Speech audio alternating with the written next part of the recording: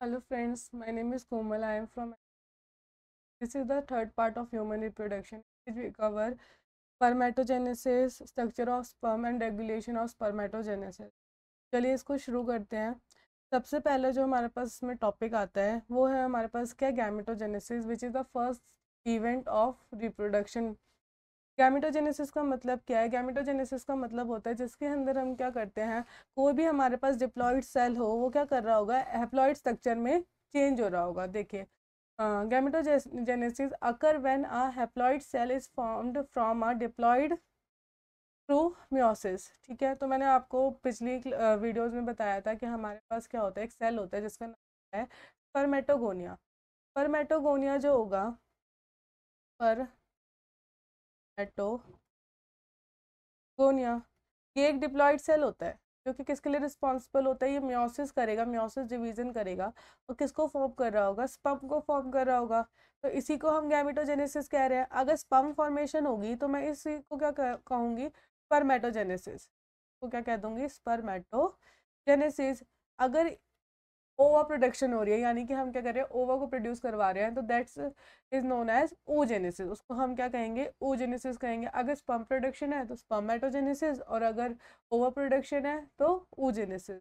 ठीक है, देखो, gametogenesis occur when a haploid cell is formed from a diploid cell through meiosis. We call gametogenesis in the male spermatogenesis. हम gametogenesis को mail में क्या कहते हैं, स्पर्मेटोजेनेसिस, जो कि किसको प्रोड्यूस करेगा, स्पर्मेटोजोआ यानी कि स्पर्म को प्रोड्यूस करेगा। और अगर हम फीमेल की बात कर रहे हैं तो हम इसको oogenesis कहेंगे, जिसका रिजल्ट क्या होगा, ओवा। तो इस वीडियो में हम किसको कवर करेंगे, स्पर्मेटोजेनेसिस को कवर करेंगे। तो स्पर्मेटोजेनेसिस जो होगी ना आपकी, वो प्यूबर्टी से स्टार्ट हो जाएगा, यानी कि at the age of 10 to 16। ठीक है, बिटवीन 10 to 16 ये हमारी प्यूबर्टी की एज होती है। इसमें क्या होने लगेगी, स्पर्म प्रोडक्शन होने लगेगी, और एक दिन के अंदर अंदर 200 मिलियन स्पर्म क्या हो सकते हैं, प्रोड्यूस हो सकते हैं। अब जो हमारे पास स्पर्म प्रोडक्शन होता है ना, मैंने जब, अगर आपने मेरी पिछली वीडियोस देखा होगा तो आपको पता होगा कि जो हमारे स्पर्म प्रोडक्शन है वो कहाँ पर होती है। हमारे पास एक ट्रिब्यूल्स प्रेजेंट होते हैं टेस्टिकुलर लॉब्यूल के अंदर, जिनको हम क्या कहते हैं, सेमिनिफेरस ट्रिब्यूल कहते हैं। तो स्पर्म प्रोडक्शन कहाँ हो रही होगी, सेमिनिफेरस ट्रिब्यूल के अंदर। अच्छा, तो देखो, मैं इसको इनको हम नोट्स को यहीं पर कंप्लीट कर लेते हैं। In the beginning male start producing sperm when they reach puberty. ठीक है, प्यूबर्टी कौन सी एज होती है, between 10 to 16।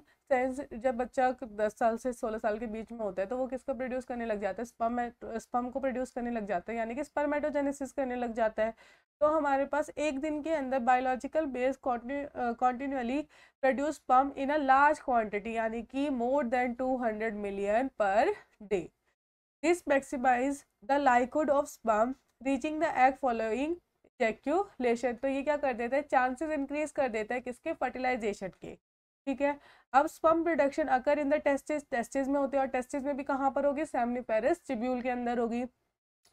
In the testicle, a blood testis barrier forms to keep the tubule separate from the systematic circulation। देखिए, हमारे पास क्या होता है, टेस्टिस के अंदर ना एक ऐसा मैकेनिज्म मिलता है जिसके जिसके थ्रू हम क्या करते हैं, सेमिनिफेरस ट्यूब्यूल को पूरी तरीके से सेपरेट रखते हैं, किससे, ब्लड से। तो ये एक बैरियर की तरह वर्क करेगा। कि वो बैरियर क्या है, कहाँ से आया, कैसे होगा, वो सारी चीज़ें अभी हम आगे समझेंगे। तो मैं एक बार आपको खाली स्लाइड पे आकर ये समझाती हूँ कि स्पर्म प्रोडक्शन होती कैसे असल में।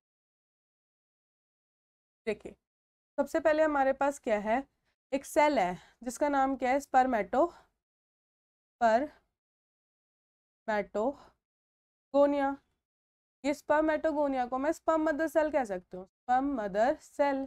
ठीक है, या फिर जर्म सेल भी कह सकती हूँ, जर्म सेल। अब जो हमारे पास स्पर्मेटोगोनिया या एसएमसी या जर्म सेल है ना, ये होते हैं आपके डिप्लॉइड। क्या होंगे, डिप्लॉयड होंगे।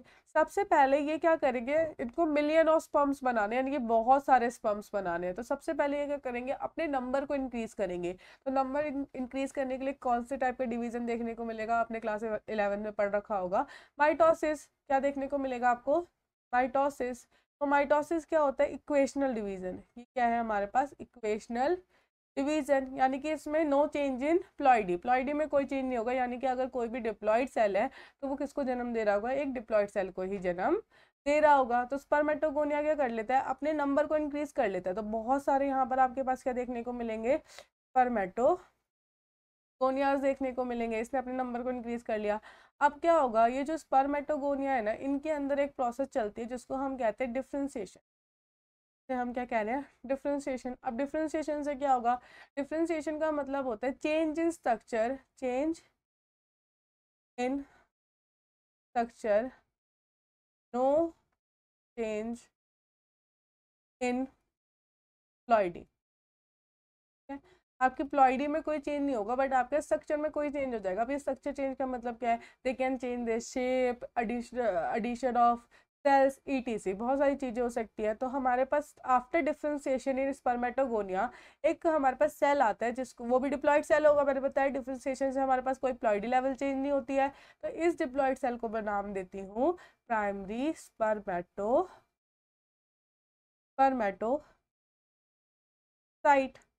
ठीक है, इसको मैंने क्या नाम दिया, प्राइमरी स्पर्मेटोसाइट।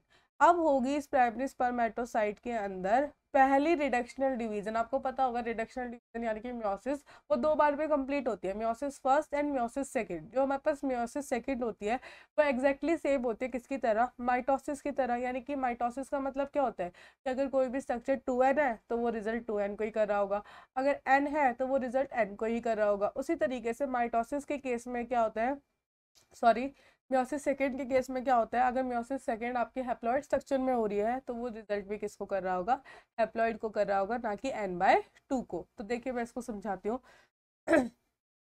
सॉरी, हमारे पास जो प्राइमरी स्पर्मेटोसाइट है इसके अंदर क्या हुई, सबसे पहले मियोसिस फर्स्ट हुई। तो मियोसिस फर्स्ट का रिजल्ट क्या हुआ, हमारे पास एक हैप्लॉइड स्ट्रक्चर आएगा, दो सेल बनेंगे यहाँ से, एक बार मियोसिस हुई तो दो सेल बने। तो इसको मैं कहती हूँ सेकेंडरी स्पर्मेटोसाइट। आपको इन लोगों के, इन सभी चीजों के ना प्लॉइडी लेवल याद रखने हैं, क्योंकि प्लॉइडी लेवल पे बहुत क्वेश्चंस बनेंगे आपके, पीवाईक्यूज में भी देखने को मिलेगा और वैसे भी बहुत बनते हैं। तो अब क्या होगा इनके अंदर, क्या होगा इसमें, मियोसिस सेकंड होगी। मियोसिस सेकंड मैंने अभी जस्ट आपको बताया कि क्या होगा, बिल्कुल माइटोसिस की तरह होगा, यानी कि एन के अंदर हुई है तो यहाँ से आपको क्या मिल रहे होंगे, एन एन एन और एन। टोटल कितने सेल मिले, 4 सेल्स मिले। और इन सेल का नाम क्या होता है, स्पर्मेटिड। क्या नाम होगा इसका, स्पर्मेटिड। ठीक है, ये वाली बात क्लियर है। अब क्या होगा, जो हमारे पास स्पर्मेटिड है इनके अंदर एक बार और डिफरेंशिएशन देखने को मिलेगी। अगेन डिफरेंशिएशन का मतलब क्या है, change in shape, change in structure, additional cell addition, differentiation होगी। तो डिफरेंशिएशन होने के बाद आपको क्या मिलते हैं यहाँ पर, तो यहाँ पर हमारे पास प्लॉइड लेवल में कोई चेंज नहीं आएगा, तो स्पर्मेटिड चेंज हो जाते हैं किसमें, स्पर्मेटोजोआ या फिर स्पर्म के अंदर। तो एक स्पर्मेटोगोनिया में अगर मियोसिस होती है एक बार, तो हमें कितने सेल्स देखने को मिलेंगे, कितने स्पर्म या स्पर्मेटोजोआ देखने को मिलेंगे, टोटल नंबर 4 देखने के लिए। ठीक है, ये वाली बात आपको क्लियर होगी अच्छे से। अब देखिए यहाँ पर आइए एक बार, आपकी जो ये स्पर्मेटोजेनेसिस होती है ना, इसको मैं 4 टाइप से बता सकती हूँ। पहले मैंने बोला कि 4 प्रोसेसेस एक तरीके से मैं बोल सकती हूँ। पहला प्रोसेस अगर मैं बोल रही हूँ ना, मैंने बोला स्पर्मेटोजेनेसिस, क्या कहा, स्पर्मेटोजेनेसिस। अच्छा, मैंने कहा स्पर्मेटोजेनेसिस हो रही है यहाँ पर, तो स्पर्मेटोजेनेसिस का मतलब क्या है, स्पर्मेटोजेनेसिस का मतलब क्या था अभी बताया हमने, production of sperm from spermatogonia, from spermatogonia. ठीक है, फिर अगर हम बात करते हैं, ये हमारे पास स्पर्मेटोगोनिया है, फिर हम बात कर रहे हैं सेकेंड प्रोसेस की, वो है हमारे पास स्पर्मेटोसाइटोजेनेसिस, स्पर्मेटोसाइटोजेनेसिस। अब स्पर्मेटोसाइटोजेनेसिस का मतलब क्या है, नाम से ही पता चलेगा, स्पर्मेटोसाइटो यानी कि स्पर्मेटोसाइट, जेनेसिस यानी कि बनना, formation of spermatocytes, spermatocytes from, formation of spermatocytes from spermatogonia. या स्पर्म मदर सेल से किसकी प्रोडक्शन हुई, स्पर्मेटोसाइट्स की, प्राइमरी भी और सेकेंडरी भी। अब तीसरा आता है हमारे पास स्पर्मियोजेनेसिस, स्पर्मियोजेनेसिस जेनेसिस। अब स्पर्मियोजेनेसिस का मतलब क्या है? स्पर्मियोजेनेसिस का मतलब होता है formation of sperm from formation of sperm from spermatid. जो आपके स्पर्मेटिड होंगे ना, आफ्टर डिफरेंशिएशन किसको बना रहे होंगे? स्पर्म को बना रहे होंगे। इसको आप मैच्योरेशन ऑफ स्पर्म भी कहते हैं। ये अभी हम पढ़ेंगे इस टॉपिक को। तो इसको मैं क्या कह सकती हूँ? स्पर्मियोजेनेसिस कह सकती हूँ। और फोर्थ हमारे पास होगा स्पर्मिएशन। स्पर्मिएशन, स्पर्मिएशन का मतलब क्या है? Removal of sperm from seminiferous tubule. मान लीजिए कि हमारे पास ये क्या था? सेमिनिफेरस ट्यूब्यूल था। इसके अंदर किसकी प्रोडक्शन हो गई है? स्पर्म की प्रोडक्शन हो गई है। स्पर्म है, ठीक है। तो इससे डायरेक्टली कनेक्टेड होती है हमारी फर्स्ट डक्ट, जिसको मैं क्या कहती हूँ? रेटी टेस्टिस। रेटी टेस्टिस, ठीक है। तो ये रेटी टेस्टिस से होता हुआ कहाँ पर, ये जो स्पर्म्स होंगे ना, ये क्या करेंगे? हमारे पास सेमिनिफेरस ट्यूब्यूल के लाइनिंग में क्या मिलता है? सर्टोली सेल मिलता है। सर्टोली सेल के हेड से एम्बेडेड हो जाएंगे और सर्टोली सेल से डायरेक्टली कनेक्ट होती है क्या? रेटी टेस्टिस। तो रेटी टेस्टिस से होते हुए कहाँ पर पहुंचेंगे? अदर डक्ट में, फिर ग्लैड्स पे, ग्लैड से होते हुए एक्सटर्नल यूरेटर में, यूरेटर से होते हुए यूरेथ्रल मीटस में, और यूरेथ्रल मीटस यानी कि कहाँ पर पहुंचेंगे? ट्रैक्स पे पहुंचेंगे थ्रू इस सेमिनेशन। ठीक है, ये वाली बात समझ में आई आपको? तो मैं एक बार फिर से आपको जो मैंने फ्लो चार्ट करवाया था उसमें ये सारे प्रोसेसेस दिखाती हूँ। तो हमने पहला प्रोसेस क्या बोला कि स्पर्मेटोगोनिया से क्या बन रहे हैं? आपके स्पर्मेटोसाइट्स बन रहे हैं। ये पूरा प्रोसेस तो स्पर्मेटोजेनेसिस है, यानी कि formation of sperm from spermatogonia. अब जो ये स्पर्मेटोसाइट्स बन रहे हैं किससे? स्पर्मेटोगोनिया से। इसको मैं क्या लिख सकती हूँ? स्पर्मेटोसाइटोजेनेसिस कह सकती हूँ इसको मैं, ठीक है। फिर मैंने कहा कि आपका क्या हो रहा है? स्पर्मेटोजोआ बन रहा है आफ्टर डिफरेंशिएशन फ्रॉम स्पर्मेटिड। इसको मैं क्या कह सकती हूँ? इसको मैं कह सकती हूँ स्पर्मियोजेनेसिस। स्पर्मियोजेनेसिस। अब जब रिमूवल हो जाएगा किसका? स्पर्म का फ्रॉम सेमिनिफेरस ट्यूब्यूल, तो मैं उसको क्या कह दूंगी? स्पर्मिएशन। क्या? तो ये प्रोसेस होता है आफ्टर मैच्योरेशन। चलिए नोट्स कंप्लीट करते हैं अपने। देखो, फॉर्मिंग फंक्शनल स्पर्म हमारे पास क्या है? Spermatogonia are the initial pool of diploid cell. ये डिप्लॉइड सेल्स होते हैं विच डिवाइड बाय माइटोसिस। सबसे पहले ये क्या करेंगे? माइटोसिस करेंगे। सबसे पहले ये क्या कर रहे होंगे? माइटोसिस करेंगे। क्या फॉर्म करने के लिए? टू आइडेंटिकल सेल्स को फॉर्म करने के लिए। अब ये जो हमारे पास आफ्टर माइटोसिस ये क्या कर लेंगे? अपने नंबर को इंक्रीज कर लेंगे। One of these cell be use to replace the pool of spermatogonia. हमने बोला देखो स्पर्मेटोगोनिया जो होंगे ना आपके दो तरीके के मिलते हैं हमारे पास। मैंने ये बताना मैं आपको भूल गई थी, मैं यहाँ समझाती हूँ। जो आपके पास स्पर्मेटोगोनिया होते हैं ना, आर ऑफ दो टू टाइप्स। फर्स्ट वाले को मैं लिख रही हूँ A1 स्पर्मेटोगोनिया, ठीक है। मैंने क्या कहा कि हमारे पास पहला है जो कि क्या है? A1 स्पर्मेटोगोनिया है। इसका मतलब होता है कि जो A1 स्पर्मेटोगोनिया अगर बनता है ना, तो हम इसको कहेंगे कि जो वो मेल है ना जिसके अंदर A1 हमारे पास स्पर्मेटोगोनिया बना है, वो क्या होगा? फर्टाइल होगा throughout their adult life, ठीक है। वो अपने पूरे अडल्ट लाइफ में क्या होगा? फर्टाइल होगा। अब हमारे पास सेकेंड आता है the other type of spermatogonia is type B spermatogonium, ठीक है। विल इवेंचुअली फॉर्म द, वो डायरेक्टली फॉर्म कर सकते हैं किसको? मैच्योर स्पर्म को। Type B spermatogonia replicate by mitosis several times to form identical diploid cell linked by cytoplasmic bridge. These cells are known as primary spermatocyte, ठीक है। तो मैंने अभी जो प्रोसेस करवाया है ना, तो वो प्रोसेस किसके थ्रू होता है? टाइप बी स्पर्मेटोगोनियम के थ्रू होगा। लेकिन जो हमारे पास A1 स्पर्मेटोगोनिया होता है ना, वो क्या करते हैं? किसके लिए रिस्पॉन्सिबल होता है? मेल को पूरे टाइम फर्टाइल बनाने के लिए throughout their adult life, ठीक है। तो हमारे पास क्या टाइप बी ने क्या किया? सबसे पहले वो करेगी माइटोसिस और अपने नंबर को क्या कर लेगी? इंक्रीज कर लेगी। और नंबर को इंक्रीज करने के बाद वो चेंज हो जाता है किसके अंदर? आफ्टर डिफरेंशिएशन वो किसके अंदर चेंज हो जाएगा? प्राइमरी स्पर्मेटोसाइट के अंदर। अब जो हमारे पास प्राइमरी स्पर्मेटोसाइट होते हैं ना, वो करेंगे क्या? म्योसिस। तो पहले म्योसिस फर्स्ट होगी तो दो हैप्लॉइड सेल बनेंगे जिसको मैं क्या कहती हूँ? सेकेंडरी सेकेंडरी सॉरी, तो मैं क्या कह रही हूँ? सेकेंडरी स्पर्मेटोसाइट कह रही हूँ, ठीक है। तो मैंने क्या कह दिया? सेकेंडरी स्पर्मेटोसाइट कह दिया।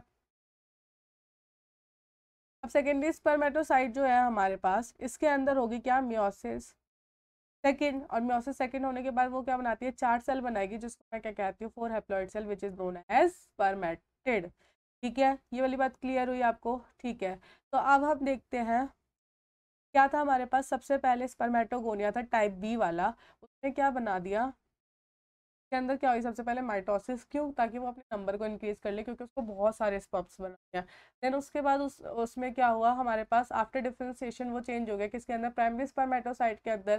फिर प्राइमरी स्पर्मेटोसाइट में हुई मियोसिस फर्स्ट, जिससे क्या मिला हमें, सेकेंडरी स्पर्मेटोसाइट बना मिला। फिर हमारे में क्या हुआ इसके अंदर, मियोसिस सेकंड, जिसकी वजह से या जिसका रिजल्टेंट कौन था हमारे पास, 4 सेल थे, जो कि कौन है, स्पर्मेटिड। अब स्पर्मेटिड में होगा डिफरेंशिएशन या मैच्यूरेशन, इससे का रिजल्ट क्या होगा, स्पर्मेटोजोआ या फिर स्पर्म। ठीक है, अब देखो इस टॉपिक है मैचुरेशन का, तो मैंने अभी आपको बताया था कि मैचुरेशन और कुछ नहीं है, स्पर्मियोजेनेसिस है। स्पर्मियोजेनेसिस का मतलब क्या था, जो हमारा स्पर्मेटिड होगा वो किस में चेंज हो रहा होगा, स्पर्म में चेंज हो रहा होगा। तो स्पर्मियोजेनेसिस को हम मैचुरेशन के टॉपिक से भी जानते हैं, तो देखते हैं किस तरीके से चेंजेस देखने को मिले। अगर मैं कहती हूँ कि मेरे पास क्या है, एक बार इसको इरेज कर ले।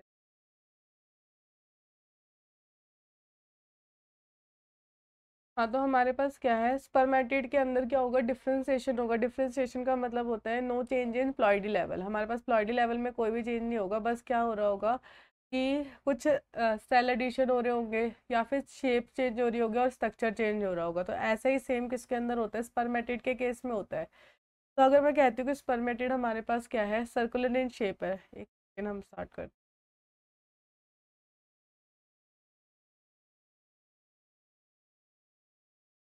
कितना काफ़ी है, देखो मैंने कहा कि मेरे पास क्या है, स्पर्मेटिड है। स्पर्मेटिड कैसा स्ट्रक्चर है, हैप्लॉइड स्ट्रक्चर है। तो इसके अंदर क्या होगी, डिफरेंशिएशन होगी। डिफरेंशिएशन यानी कि चेंज इन शेप। तो डिफरेंशिएशन मैंने कहा कि इसके पास क्या होगा, एक सबसे पहले हैप्लॉइड न्यूक्लियस होगा, जिसके कितने क्रोमोसोम होंगे, 23 क्रोमोसोम होंगे। इसके अलावा हमारे पास होता है यहाँ पर क्या, गोल्जी बॉडी। ठीक है, इस तरीके से यहाँ पर हमें क्या देखने को मिलेंगी, गोल्जी बॉडी देखने को मिल रही होंगी। और क्या मिलेगा हमें यहाँ पर, माइटोकॉन्ड्रिया देखने को। ठीक है, क्या है हमारे पास, माइटोकॉन्ड्रिया है। तो हम इससे किस क्या बना रहे होंगे, स्पर्म बना रहे होंगे या स्पर्मेटोजोआ बना रहे होंगे। तो हमारे पास जो स्पर्मेटोजोआ या स्पर्म होता है, के अंदर सबसे पहले हमारे पास 3 पार्ट में डिवाइड होगा। पहला जो पार्ट होता है इसको मैं कहती हूँ हेड। ठीक है, फिर आता है हमारे पास छोटा सा नेक, ये है नेक। अच्छा, इसके अंदर सेंट्रियोल्स भी देखने को, ये सेंट्रियोल्स हैं। अब देखो, ये हमारे पास नेक है, फिर आता है हमारे पास मिडल पीस, ये हमारे पास मिडल पीस होगा। और लास्ट में आता है हमारे पास क्या, फ्लैजिला। अब जो हमारे पास हेड होता है ना, इस वाले रीजन पे हमें मिलता है क्या, हैप्लॉइड न्यूक्लियस। तो न्यूक्लियस किसके अंदर कन्वर्ट हो गया, न्यूक्लियस के अंदर ही कन्वर्ट हो गया। ठीक है, अब जो हमारे पास ये स्पर्म का हेड है ना, यहाँ पर हमारे पास एक कैप्लेक्स स्ट्रक्चर देखने को मिलता है इधर। इसको मैं कहती हूँ एक्रोजोम। क्या कहूँगी इसके, एक्रो सोम। इसके अंदर कुछ हमारे पास फर्टिलाइजिंग प्रोटीन होते हैं या फर्टिलाइजिंग एंजाइम्स होते हैं, जो किस में हेल्प कर रहे होते हैं, फर्टिलाइजेशन में हेल्प कर रहे होते हैं, ओवम से कनेक्शन प्रोवाइड कराने में हेल्प कर रहे होते हैं। ठीक है, फिर मैंने कहा कि जो हमारे पास माइटोकॉन्ड्रिया है ना, ये माइटोकॉन्ड्रिया किसके अंदर चेंज हो जाएगा, मिडल पीस के अंदर चेंज हो जाएगा। तो माइटोकॉन्ड्रिया का मतलब क्या होता है, एटीपी प्रोडक्शन करना, हमें एनर्जी प्रोवाइड कराना। तो यहाँ पर भी जो माइटोकॉन्ड्रिया है ना, ये क्या कर रहा होगा, हमारे हमें स्पर्म को क्या प्रोवाइड करवा रहा होगा, एनर्जी प्रोवाइड करा रहा होगा, ताकि वो क्या कर सके, बहुत तेजी से चल सके। ठीक है, ये मिडल पीस है, और ये क्या है हमारे पास, टेल है। टेल किससे बनी है, फ्लैजिला से बनी है। तो फ्लैजिला का तो एक ही वर्क होता है, क्या करना, मोटिलिटी प्रोवाइड कराना। ठीक है, फिर हमारे पास क्या है, सेंट्रियोल है। ये सेंट्रियोल कन्वर्ट हो जाते हैं किसके अंदर, नेक के अंदर।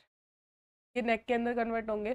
और जो हमारे पास एक गोल्जी बॉडी है ना, ये गोल्जी बॉडी बनाती है किसको, एक्रोजोम को। एक्रोजोम जो ये हमारे पास कॉम्प्लेक्स स्ट्रक्चर है, सबसे इंपॉर्टेंट पार्ट यही है, क्योंकि इसके अंदर क्या मिलेंगे हमारे पास, फर्टिलाइजिंग प्रोटीन या एंजाइम मिलेंगे, जो हमें क्या करवाते हैं, फर्टिलाइजेशन में हेल्प करवाते हैं। तो ये था क्या, मैच्यूरेशन, या फिर इसी को मैं क्या कह सकती हूँ, स्पर्मियो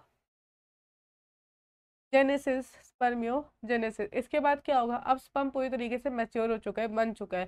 तो ये हमारे पास सेमनीफेरस ट्यूब्यूल था। सेमनीफेरस ट्यूब्यूल के इनर लाइनिंग पे हमें क्या देखने को मिल रहे थे, सर्टोली सेल। Sertoli cell. तो ये जो स्पर्म का हेड है ना, ये क्या हो जाएगा, सर्टोली सेल से क्या हो जाएगा, एम्बेडेड हो जाएगा, और रेटिटेस्टिस से होता हुआ, डक्ट से होता हुआ कहाँ तक पहुंचेगा, यूरेटल, और फिर उसके बाद यूरेटल मीटस और फीमेल जेनेटिक ट्रैक्ट में पहुंचेगा थ्रू इंसेमिनेशन। ठीक है, तो ये देखो ये चीज क्लियर हो जाएगी अब आपको।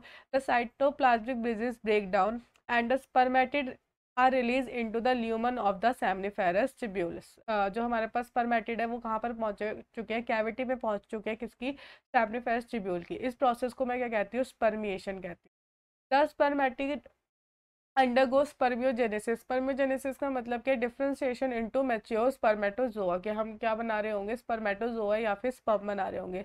As they travel along the seminiferous tubule until they reach the epididymis. और कब तक ट्रेवल करते रहेगी, कि जब तक एपिडिडाइमिस में नहीं पहुंच जाते, यानी कि डक्ट में नहीं पहुंच जाते, और डक्ट में पहुंचने के बाद ही थोड़े टाइम के लिए क्या करते हैं, यहाँ पर रेस्ट कर रहे होते हैं। From the seminiferous tubule cells will travel to the rete testis, this act to the concentrate. अच्छा, रेटिटेस्टिस का एक और काम होता है कि वो क्या करता है, थोड़ा सा कंसंट्रेट कर देता है, किसको, स्पर्म को, concentrate the sperm by removing access fluid. then cell moves to the epididymis where the sperm is stored and undergo the final stages of maturation। ठीक है, एपिडिडाइमिस में वो थोड़े टाइम के लिए वेट करेगा, देन उसके बाद वो ग्लैंड से होता हुआ क्या होगा, फीमेल जेनाइटल ट्रैक में पहुंचेगा।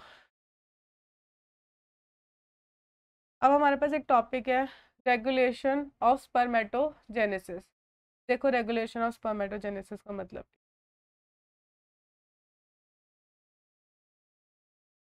खाली स्लाइड, रुको इसको यहीं पर।